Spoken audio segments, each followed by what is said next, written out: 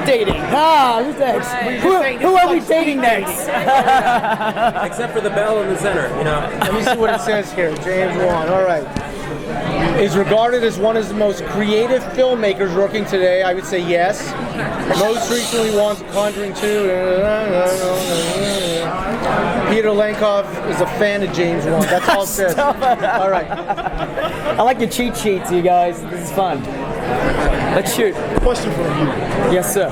So you started off doing kind of like semi-horror, thriller movies and stuff. So how do you go from that to like, hey, I want you on MacGyver? Listen, just because I'm kind of known for one particular genre doesn't mean that that's all I do, right? Okay, you get Furious 7, of course. Yeah, exactly. I mean, I love MacGyver. I mean, like, I'm a genuine MacGyver fan since I was a kid, since I was really young, and so this is a piece of property that's always been around that everyone knows, right? Whether you're an older audience or you're the young millennial, even if you've never seen an episode of the show, you know what MacGyver is. That word is synonymous with being creative, with being ingenious, with when you're put into a situation and you have to sort of think your way out of it. And so I have a lot of respect for this character, and I've always wanted to kind of like bring him back to a modern audience, and that's exactly what Peter has done here, with the show and the direction that he's taking the show into. Yeah. What are some of the challenges of bringing a show that has such a history to it to the modern audience? What are some of the challenges you faced bringing it to doing this? I think one of the obvious challenge is that a lot of these things don't work. A lot of reboots, they're made for one reason or another. But I think that we went into this being genuine fans of the original show. We also felt that the hero belonged in the TV landscape today. People are so reliant on technology and the computers and smartphones and everything that solves problems for you with a touch of a button. Here's a hero that relies on like James said, is on his intelligence, on his creativity. He's a cerebral hero. So the idea of putting somebody like that in this glut of television shows that's out there feels fresh and unique. So the idea of bringing it back made sense. It's not like let's just see what's out there. It was this genuinely will work for today's audience. It's also, and James had said this before, which I totally agree. We're reading about so much violence every day. This is a hero that's last resort is violence. Again, it makes it very refreshing. It makes it feel unique. It makes it feel for people watching the show that that's not the answer to everything. So the challenge is, how do you bring back the show, keeping the elements of the original show, and also making the people that are fans of that original show, who are skeptical obviously because they're going to be coming to why does it belong, making it feel in the pilot the reason it exists is for all the reasons I'd mentioned, and also that we're honoring the original show, that the soul of that original show still exists. That went on for 7 years. There are people that still carry a torch for that show. We're not ignoring those fans. We want to get those fans and the new fans as well. So the big challenge is making sure that we don't alienate anybody that watched that original show, and making sure that the people who are the next generation of MacGyver fans will tune in for all the right reasons. Okay. Now, because talking about the challenges, can you talk about finding the right MacGyver? Oh yeah, that was a tough challenge. Talk about that whole process. Yeah, that was a tough challenge only because, the character of MacGyver is so synonymous with Richard Dean Anderson. Everyone knows him as that guy, I think to the point where even when he went on to do other stuff, people still kind of referred to him as MacGyver, even on shows like Stargate and all the other stuff that he had done since then. But, we read a lot of people, we met with a lot of actors, and when Lucas came in to read for the pod, he just blew all of us away. He perfectly captured what we wanted in our rebooted version of MacGyver. He had that same spirit that Richard Dean Anderson had, but he had a kind of swagger that felt very modern, that felt very today, but still had that old school sort of sensibility about him. and so. You know, we are very lucky to have found Lucas, but also to have found to have George Eads on the show as well, because in a lot of ways, as Peter has pointed out in the past, that it's kind of like it's like an ensemble story. You know, so even though it's called MacGyver, it is actually these two characters and how they interact with each other, and more importantly, the kind of chemistry they have with each other that's going to really carry the show forward. Is there a temptation to kind of like do like cameos from the original cast? Absolutely, yeah. You know what? When I have another show, Hawaii Five-0, I made sure that there were a lot of actors that played on that original series came back and did our version as well. It's just a way of bridging the past in the new show, and I feel like we want to do the same thing. Passing the torch. Yeah, for sure. You know, in Mexico, there is this adjective, maybe a word that you could search in the dictionary about MacGyver. Yeah. I'm not sure if you're aware about it, because I think there are countries that they don't fall in the show, like in Mexico. It's big in Mexico? Yes. Yeah, that's cool. Yeah, someone mentioned that at another table, that the word MacGyver is in the dictionary. Yeah. It's kind of cool. Every time That's great. But that's what makes it special. The fact that even today's kids, they may not have grown up with the original series, right? Still knows that word.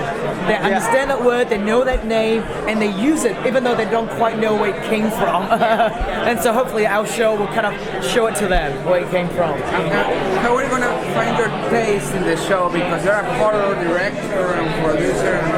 I make many things besides horror, but you know, I mean, I did Fast and Furious 7, right? And so that wasn't horror at all. That was, that was again taking an established property, just like MacGyver, and having fun with it. And I think that's what MacGyver is. Just you got to remember the spirit of what that property is, and staying true to that. But in the meantime, find something fresh, find something new to say. And for me, I enjoy my sort of cinematic filmmaking, and so I try to bring that to this pilot that I'm doing, Peter. Aside from MacGyver, are there any other projects of passion that you probably would like to get into? Because it sounds like you have a really big heart for MacGyver. Is there anything like if you had the opportunity to kind of take hold and direct and do like a TV series? Like a TV series? Yeah, I have other shows, but I have other ideas. Think that I would definitely love to do. I would actually like to. Kind of bring a bit more of my horror roots to television, because I've always been wanting to bring horror into television for a long time. And I remember when I first came to Hollywood, people would say, "Oh, horror will never work in TV," and now horror is all everyone wants on television, because it's like the new it thing. So is there a temptation, since you got Hawaiian Five-0 and MacGyver, will we ever see Mac and P.I.? I've been trying to get that off the ground for a long time. That's if you ask me the same question, that's one of them. So that Can't was. find anybody who can grow the stash, huh? What's that? Can't find anybody who can grow the stash? No, I can find a lot of guys that could grow that stash. It's more complicated than that, but no, I've been talking about it forever. I even talked to Tom about it. Larry Minetti, I talk to weekly. I mean, it's something that I hopefully one day, we'll see. That'd be cool. What's you started shooting? MacGyver? We started about 2 weeks ago. And we've been shooting, 9 days already? 8 to 9 days? Yeah, and we're still in the middle of shooting. We're taking a detour to come to Comin-Con to say hi. Then I have to go back and shoot more. Finish it. Okay. Is there a scene or something that you have coming up in these early episodes that you cannot wait for the fans to see? Honestly, I feel that the pilot has so many of those moments. One of them we showed at a panel today, and it's not even finished, and I think people responded well. But I think every act in that pilot has a scene that I can't wait to hear people's responses. Because it's big. It's like, it's like if you look at James's filmography, I think it's got that big spectacle about it. And I think, we're hoping that's where the bar is, and every week we get as close as possible to that. We live now in a time where most series are like soap operas, like you have to see the whole thing to understand Yeah. the whole story, and it's difficult to go in the middle of it because I didn't see the episode one. How is gonna be this series? It's gonna be more like episodic. Well, this will have closed-ended episodes, so we're going to have episodes that are, the adventure, the mission, whatever the story of the week is. We'll definitely have some closure to it, but the character arcs, those will go over the course of the season. So if you want to watch the show regularly, you'll get some pleasure out of seeing a character arc unfold. But if you're just tuning in for the first time, you're just going to watch a nice 45-minute piece of entertainment. You don't have to watch it all. If you watch it all, there's the extra bonus is the sort of the runners, the character runners. But it's a kind of show that, like 5-0, you could jump in at any moment and enjoy it. Will there be like a kind of a next character? Yes, and that's introduced in the first episode. Yeah. Who are some of the guest stars you have coming on? Well, we literally Vinnie Jones is in the pilot. Okay. So Vinnie Jones is. He's scary. Yeah, so we're trying to go for that caliber. We're trying to go for that caliber, like people that are more synonymous with movies than they are television. Try to again.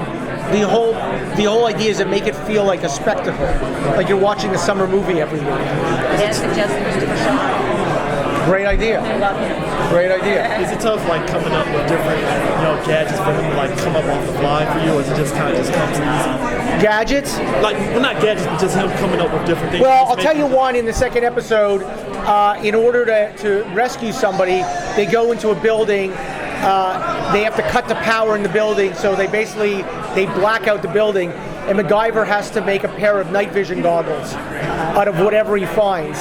So that's a pretty cool on-the-fly solve to a situation. You have people like James Bond Q, like inventing this kind of stuff. Well, here's what we do. We sort of write to a situation, and then we look to solve it, very much like MacGyver. And once we come up with a solution, we send it to our tech consultant to vet it. And if the tech consultant will give us notes on it, he'll help us sort of revise it. But the idea is to have everything be very real and honest, and something that if you took the time, you could do yourself.